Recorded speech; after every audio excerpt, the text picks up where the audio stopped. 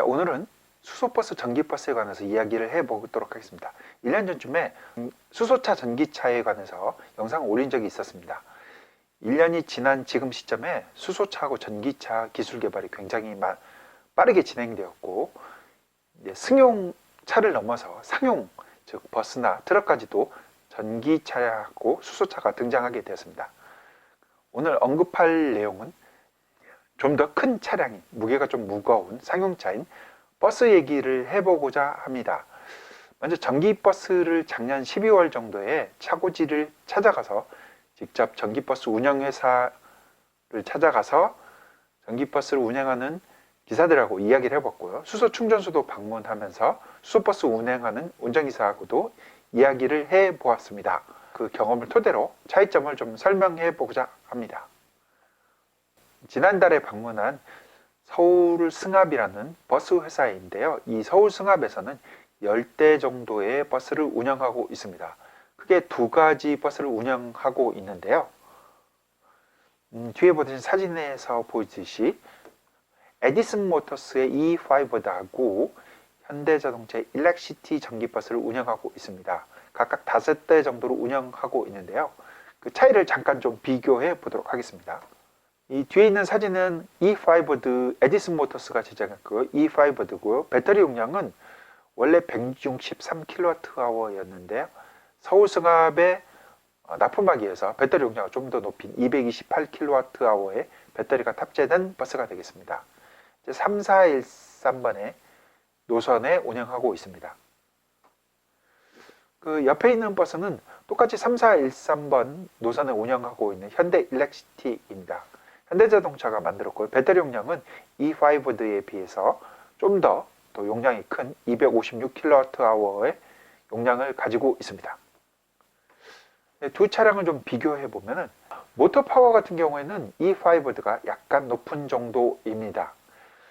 두 개의 차량이 전부 다 후륜에 각각 바퀴에 모터가 달린 인일 모터 시스템을 장착하고 있습니다. 주행거리를 따지고 보면은 배터리 용량이 좀 더 작은 E5드가 좀 더 높은, 더 먼 주행거리를 보여주고 있습니다. 이유는 밑에 보듯이 특징이 있는데요. E5드 같은 경우는 탄소 섬유 등 복합 소재를 사용해서 차량 무게가 보통 버스보다도 1.5톤에서 2톤 정도가 가볍기 때문에 주행거리가 좀 더 긴 것으로 나오고 있습니다. 배터리 용량은 현대 일렉시티가 256kWh로 좀 더 큰 정도이고요. 그리고 충전 방식은 전기버스가 굉장히 200kWh 이상의 중반 정도 되는 배터리를 장착하고 있기 때문에 충전 시간이 굉장히 오래 걸립니다. 따라서 빠른 시간에 충전하고, 노선버스다 보니까 한 회 노선을 끝내고 나서 다시 또 나가서 또 노선을 운행해야 되다 보니까 충전 속도를 빨리 하기 위해서 각각 E5드든 일렉시티든 투포트 충전 시스템을 가지고 있습니다. 그래서 그 E5드 같은 경우는 충전 시간이 공식적으로 나온 거는 없는데요. 운전기사들의 말에 의하면 거의 비슷하거나 살짝 빠른 정도라고 얘기하고 있습니다. 그리고 일렉시티 같은 경우는 완전 충전하는데 72분 정도가 걸린다고 합니다. 실제 강동 서울승합에 있는 차고지에 가보면 이렇게 300kWh의 급속 충전이 가능한 충전기가 설치되어 있습니다. 사용하는 방식은 콤보2, CCS 타입 2 방식이 사용되고 있습니다. 다음은 수소버스입니다. 수소버스가 전 세계에서 슬슬 시범 운행을 하고 점차 양산화되는 과정에 있는 상태입니다. 따라서 전 세계에 운영되는 수소버스를 간단히 좀 살펴보도록 하겠습니다. 맨 위에 있는 게 유통이라는 중국 회사가 되겠습니다. 유통 같은 경우는 전 세계에서도 가장 많은 버스를 공급하고 있다고 할 정도로 유명한 버스 회사인데요. 유통은 2022년에 동계올림픽 때 베이징하고 장자카오에서 올림픽이 개최될 때 수소버스를 대량 공급할 예정입니다. 현재도 유통은 장자카오에 수대 몇 대의 수소버스를 공급하고 점차적으로 그 숫자를 늘리고 있는 상태가 되겠습니다. 저쪽에 있는 버스를 보면 인도의 타타모터스가 개발하고 있는 차량입니다.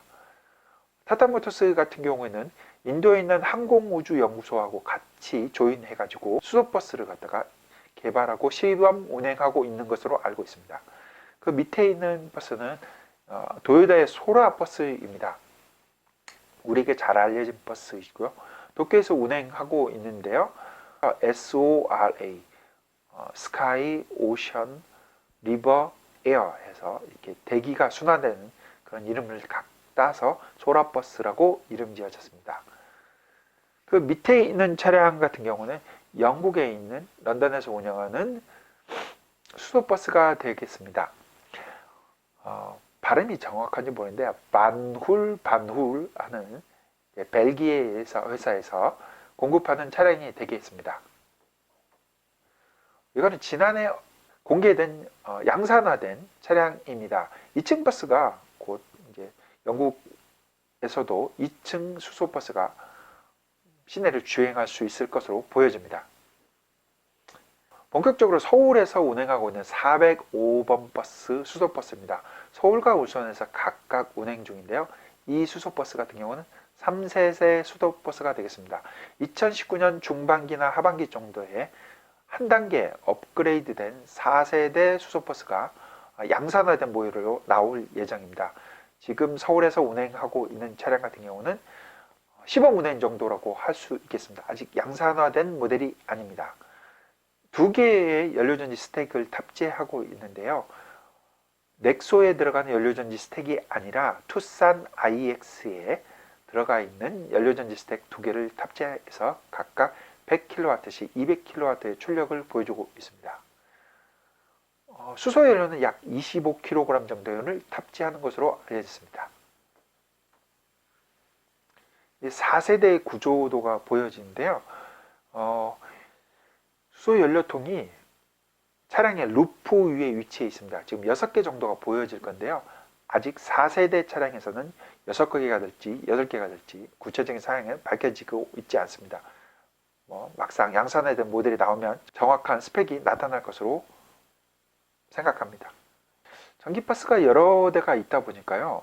각각 다른 차량이다 보니까 비교하기가 참 애매모호했는데 현대자동차 같은 경우에 일렉시티라는 이름으로 같은 차체로 두 개의 에너지 시스템을 사용하게 되고 있기 때문에 비교하기가 아주 적합해서 직접 비교해 보도록 하겠습니다. 일렉시티 퓨얼셀하고 연료전지셀 수소차가 되겠고요. BEV 같은 경우는 배터리로만 동작하는 전기버스가 되겠습니다. 각각의 차이를 좀 비교를 해서 표로 잠깐 좀 보도록 하겠습니다. 보면은 그 차량의 크기는 거의 동일하고 같은 차량이다 보니까 일정할 것으로 보여집니다. 모터 출력도 거의 똑같을 것으로 알려져 있고요. 주행거리 같은 경우는 공식적인 주행거리가 319km, 317km 이렇게 나오는데요. 약간 전기버스가 좀 더 많이 가는 걸로 나와 있습니다. 다만 기준이 이게 실제 서울 노선을 서울 시내를 주행했을 때의 주행거리가 아니고 70km 정속 주행에 공조장치, 즉 히터 아니면 에어컨 등을 사용하지 않았을 때의 주행거리를 이야기하고 있기 때문에 실제 주행거리는 완전히 다르게 되겠습니다. 실제 주행거리에 대해서는 나중에 다시 언급하도록 하겠습니다. 충전 방식에 대해서 얘기하고 있는데요. 수소 차량 같은 경우는 700바의 압력으로 충전을 하게 되겠고요. 아까도 언급했듯이 전기버스 같은 경우는 두 개의 포트를 한꺼번에 연결해서 빠르게 충전하는 시스템에서 충전하게 되겠습니다. 각각 405번이 노선에서 서울에서 운영하고 있고 다른 하나 전기버스는 3413을 운행하게 되겠습니다. 노선만 따졌을 때 각각의 거리가 한 45km, 43km 거의 비슷합니다. 유사한 거의 비슷한 주행거리를 보여주고 있는데요. 다만 405번 버스가 양재에서 종로까지 하는데 남산 쪽을 운행하다 보니까 좀 더 연료를 많이 더 소모할 수 있겠습니다. 좀 더 험한 지형을 가진 데를 운행한다고 할 수 있겠습니다. 반면에 3413 같은 경우는 강동과 수소 험지가 없습니다. 높이 올라가는 데도 없고요. 거의 평지라고 보면 되겠습니다. 가장 먼저 이 전기버스하고 수소버스가 차이점을 드러낸 부분이 있겠습니다. 먼저 충전 문제 같은데요. 수소버스 같은 경우에는 양재 충전소에서 충전할 경우에는 양재 충전소가 조금 지어진 지가 오래됐는데 시설이 좀 낙후된 상태입니다. 양재 충전소 같은 경우는 완충하는데 수소버스를 40분 정도가 소요가 된다고 합니다. 반면에 울산에 있는 옥동 충전소 같은 경우는 상당히 최신 시설을 갖추고 있습니다. 여기에서 따르면은 완충하는데 30분 정도가 소요된다고 하고 있습니다. 반면에 전기버스는 70분, 그러니까 1시간 10분이 넘어가는 시간이 걸리겠습니다. 근데 밑에 예상 주행거리라고 되어 있습니다. 수소버스 같은 경우에는 직접 기사하고 만나서 이야기해 본 결과 43km가 좀 넘는 거리를 갖다가 하루에 3번 정도를 운행을 하고 그리고 나서 차고지를 들어간다고 합니다. 히터 사용, 지금 겨울이기 때문에 히터 사용에 거의 제약이 없이 그냥 풀로 사용한다고 주행하는 구간 내내 풀로 사용한다고 들었고, 그리고 차고지로 들어갈 때 수소가 약 37% 정도 남아있는 것으로 보여진다고 이제 얘기를 직접 들었고요. 반면에 전기버스 같은 경우에는 약 45km 정도 되는 거리를 갖다가 왕복하는데 한 번 갔다가 오면은 영하의 경우에 히터를 풀로 사용했을 때 최대 40%까지의 배터리 에너지를 소모하게 된다고 합니다. 대충 잡아서 사용하다가 껐다 켰다 할 경우에 한 30% 정도의 배터리 용량을 쓴다고 하는데요. 그런 걸 따졌을 때 추산해 봤을 때 약 120km의 주행거리가 되지 않을까 생각해 봅니다. 또한 이제 지형에 다른 차이가 있기 때문에 아무래도 수소버스가 좀 더 200km 이상 더 주행도 가능하다고 보여집니다.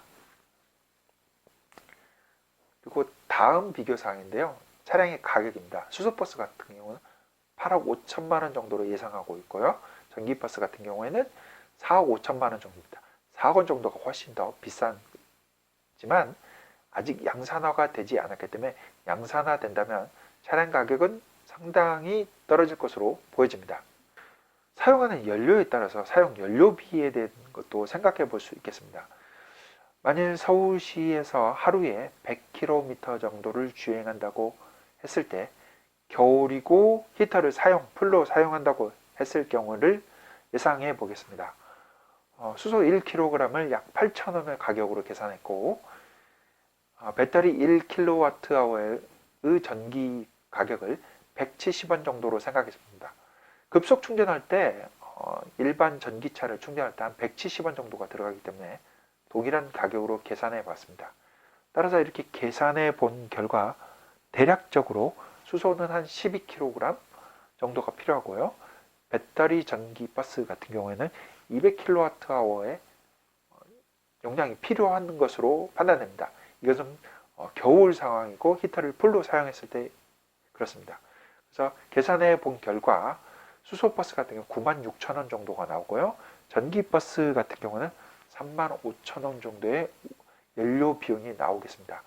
운용 비용, 추가로 더 어떤 정기적으로 업그레이드 하거나 갈아줘야 고쳐야 되는 그런 부분을 제외하는 연료비만 계산했을 때의 문제가 되겠습니다.